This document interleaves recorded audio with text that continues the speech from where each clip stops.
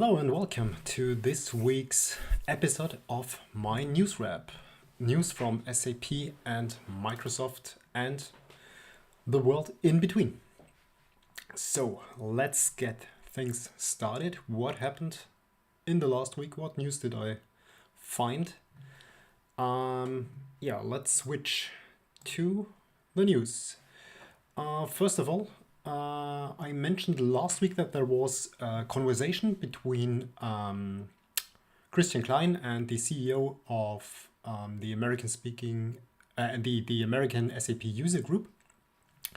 And for those of you who had not the chance to join that meeting, there is a recap or a summary of the meeting, putting together the 5 main key takeaways of this conversation. So if you're interested in that area, you should definitely take a look at this short blog. It summarizes the session from my perspective quite well. I mean, of course, the real thing had some more information also in between the lines, but I think it's a quite nice summary of the meetup.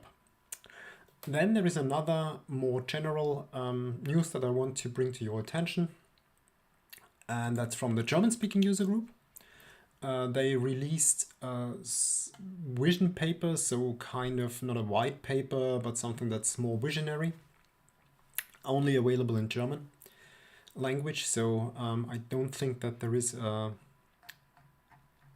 English translation. No, I don't think that there is something planned, but it's a quite nice paper about digital change. So it's not focusing that much on the quite extensively discussed area of digital transformation, but it's more about the change that comes especially motivated by COVID. So that's really interesting. Just as a remark, the paper itself is also available as a PDF down below. So if you want to use the PDF and not this format, go down there. So then we have something more from the area of SAP, namely from the Kyma part of the house.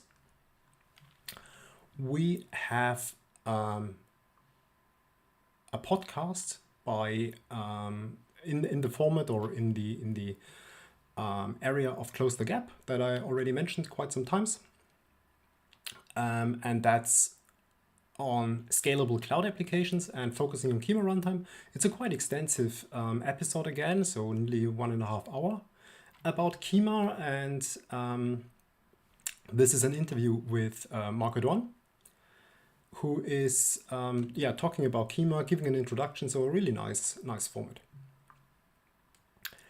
Then switching over to Cloud Application Programming Model, there is also one blog post that crossed my path this week, and that's the one of Mike Zashka, who is also a contributor in the area of the Postgres SQL actions going on around the Cloud Application Programming Model. And he has written a really, really extensive blog about getting started with the Cloud Application Programming Model on Postgres SQL in the Node.js area. So that's really quite some stuff to read, and it's really extensive. It's really guiding you along the path. So I think really high quality content, definitely worth a look. Then one further news from the pure SAP area. There's not too much news. I think they're keeping things back due to SAP TechEd. So it is what it is. So that's why this part is quite short. This time from the Steampunk area, there was a release, I think last weekend or the weekend before. So there is now the release 2011 out there of the SAP Cloud Platform ABAP environment. Yeah, there are a lot of improvements as there are every quarter. But there's one thing that I want to especially draw your attention to, and that's the multi-tenancy enablement. So the ABAP environment now starts to offer a multi-tenancy, which is especially interesting for partners and I also think larger customers, because now they can really offer their software on Steampunk as software as a service. So, well, the rest, of course, is also interesting, but this is really, I think, the major new feature on the SAP Cloud Platform. Okay, so yeah, that's already it from the pure SAP part of the house. Let's switch to Microsoft, to the Microsoft area, to Azure Functions. There are some blog posts that came out the last weeks. First one is about using Azure Functions and Blazor as a C# based front end in order to visualize Azure resource changes. So you can really report on the change history, what happened within your resources in Azure using Azure Functions. So that's, yeah, I think really cool. This blog post gives you a quite good overview on how you can achieve that. Then there is another one that really, yeah, touches something that I also think. So it's already given here within the very first sentence. It's about Azure Functions and securing Azure Functions, putting authentication in. Yeah, and the first sentence says, I've been trying to implement security in Azure Functions a lot recently and in the past, but I can never accomplish it based on Microsoft documentation alone. Yep, that's something that resonates with me. That's the same here. So this blog kind of guides you through the way of achieving this, especially with respect to Azure Alerts and webhooks and so on, authenticating against Azure Active Directory. So that's also an interesting blog. And then last but not least, there is a blog series where the last part came out at the beginning of November. It's about using Azure Functions in the context of Apex domains, SSL certificates, updating Azure DNS, and using GitHub Actions. So if you are in touch with some of these areas and want to have a glance how Azure Functions can support you there, yeah, I think that's perfect blog post in order to dive into that area. Then I have another one based on the things that we are already, or I am, well, putting in my newsfeed since the last few weeks. It's about REST APIs and how to build them with Azure Functions, where we have the two approaches. So we have the code first approach and the design first approach. That is now perfectly supported with the Azure Functions extension within Visual Studio Code. And this blog post also puts in the API management. That is also an important piece within the puzzle to bring things together and to have a reliable APIs that can be consumed from the outside. And API management is also able to export open API specification, import it, and so on. And this blog post gives you some overview and some insights into that space. Yeah, and then I have another news, or two news coming from the Cloud Native Computing Foundation. This week there was the KubeCon combined with the Cloud Native Computing Foundation that yeah, brought a lot of new content out there. If you are looking on YouTube, you will definitely find, especially in the upcoming days, a lot of talks. And within the conference, there was also a white paper or a survey that was pushed out, the Cloud Native Survey 2020. It's coming with every KubeCon, or with every KubeCon CNCFCon. That is a survey about basically containers and every aspect around containers. There is a very short overview that are linked on the Cloud Native Computing Foundation page. And there is also linked in the bottom somewhere here, in the bottom of the blog post, a link to the full report that I would highly recommend to read. There are quite some interesting results in there. I will very shortly jump to them. Well, first of all, the speed of deployment is, well, quite high. So there are quite a lot of releases coming out, at least weekly or monthly. But the change over the years now is quite interesting when it comes to the release cycle. If it's done manually or automated or in a hybrid approach. And the funny thing is that the fully automated way of releasing containers is going down over the years, while the hybrid approach is going up. So that's something that I would not have expected. The manual approach quite stays the same at a quite low percentage, but the hybrid approach is increasing tremendously. Yeah, then there is one other point that I wanted to tell you. So yeah, the number of containers that are out in production are increasing. So I think we are well beyond the point where this was kind of a test balloon, a guinea pig, in order to see if this works. So I think it's really now heavily used in production. So there are a lot of containers running around. And it also comes to challenges when you have those containers in production. I mean, everybody that's dealing with Kubernetes or any type of containers knows that. But what's interesting is that within the survey, the point where challenges come with complexity, because the system is quite complex. That's something that I would have expected. And quite interestingly, cultural changes within development are as challenging as the complexity. And that's something that I think we highly underestimate when we move down the path to cloud native. And it's quite great to see that within that survey at that prominent level, that if you switch to cloud native, you have to also change your culture. And that's much harder than complexity.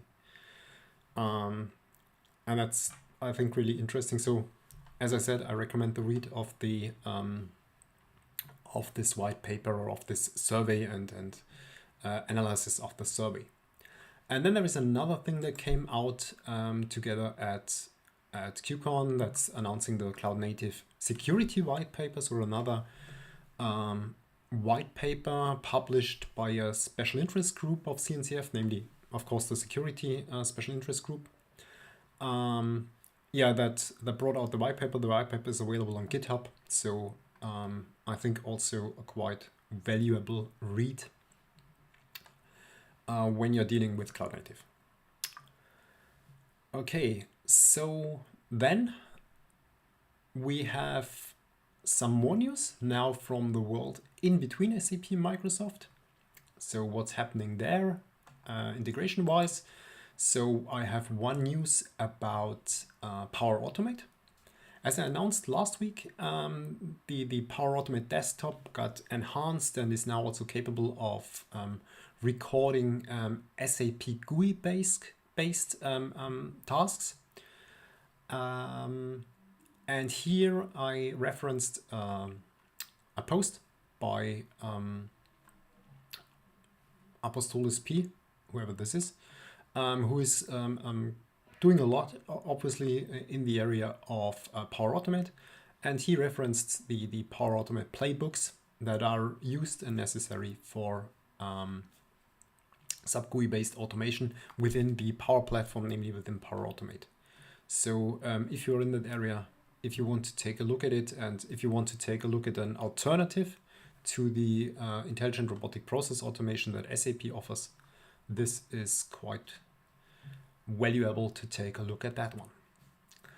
Then I want to draw your attention to last week's SAP on Azure video podcast series, episode 17.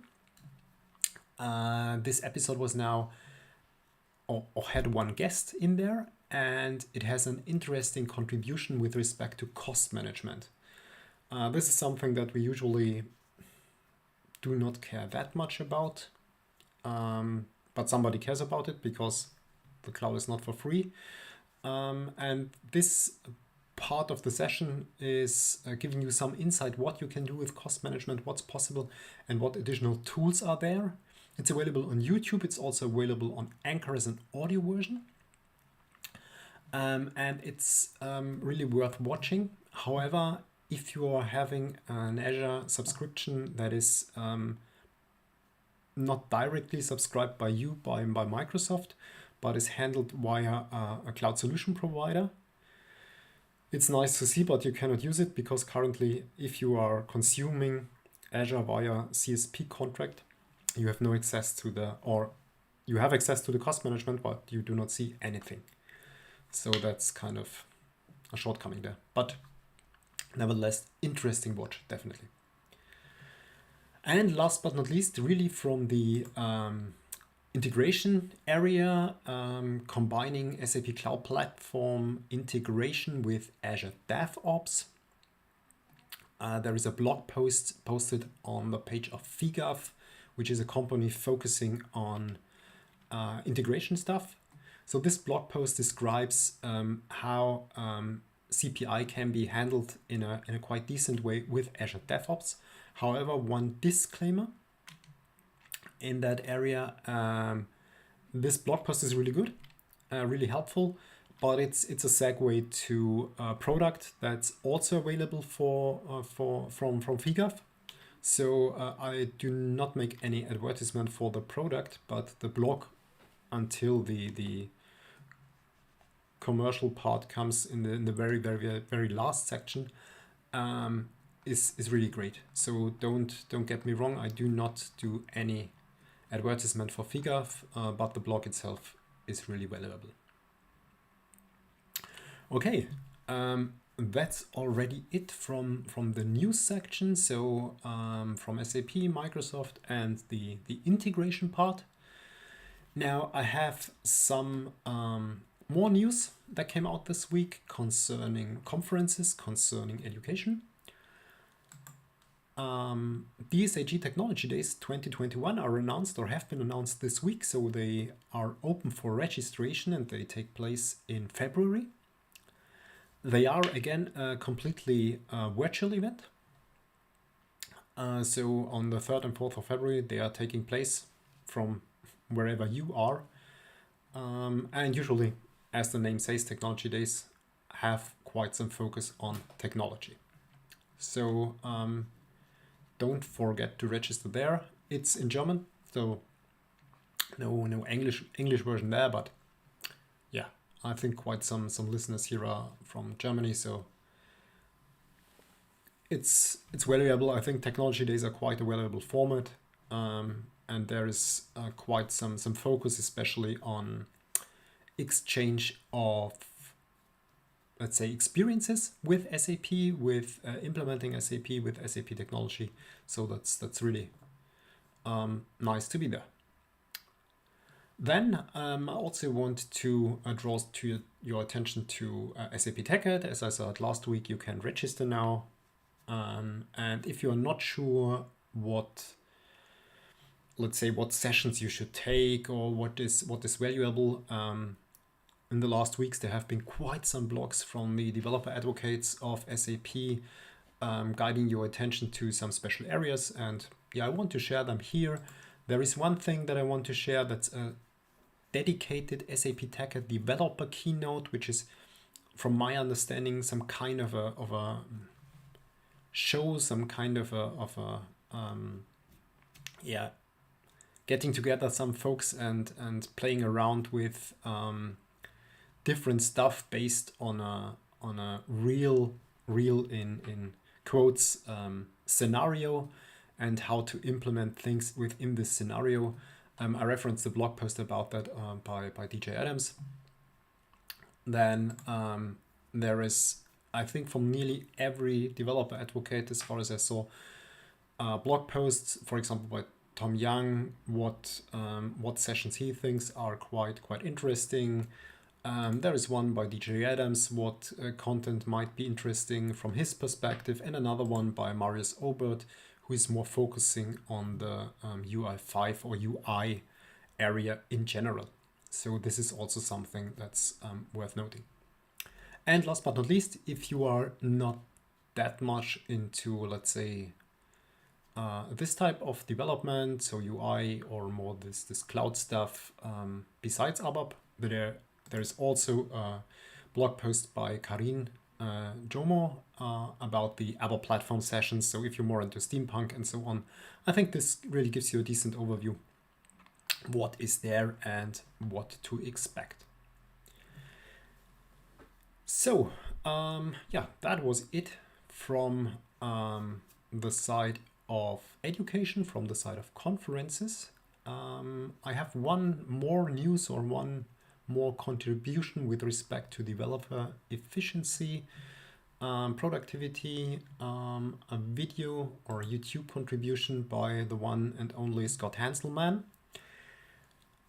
In the area of computer stuff they didn't teach you, which is not that much about computer stuff. It's more about being overwhelmed with programming, so getting stuck at programming stuff and what's the reason there might be. And this video is really interesting on how to get over this kind of spot where you cannot go further. And I think it's not only applicable for programming, it's also applicable for other areas in your work, but also in your private life. So that's why I referenced it. I think it's a really nice contribution, as I'm tempted to say every contribution by Scott Hanselman. I'm really a fan of him. So yeah, definitely worth a look. 20 minutes, so I think not too long, and yeah, quite helpful from my perspective. Okay, so this time a bit a shorter episode, not that many news coming out at the end of the year. Let's see how things evolve.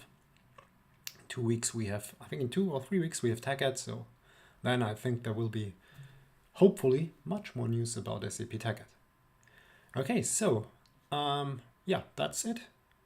Hope you enjoyed it. I hope you got some news that you did not yet come across.